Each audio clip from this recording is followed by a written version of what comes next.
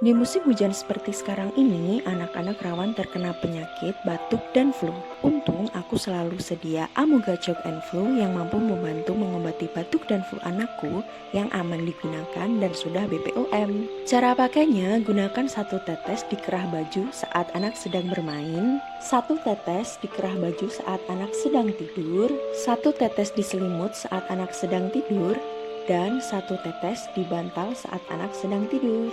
Amoga ini juga dipakai dengan diffuser. Cara pakainya, pertama colokkan kabel diffuser pada stop kontak, buka diffuser, lalu teteskan 2 tetes minyak. Gunakan air sesuai takaran, lalu tutup diffuser dan tekan tombol mist pada diffuser. Gunakan remote untuk mengatur diffuser, lepas mika pada remote sebelum digunakan, tekan tombol light untuk mengatur warna pada diffuser. Berkat menggunakan Amoga, anakku tidurnya jadi nyaman dan gak rewel. Terima kasih Amoga.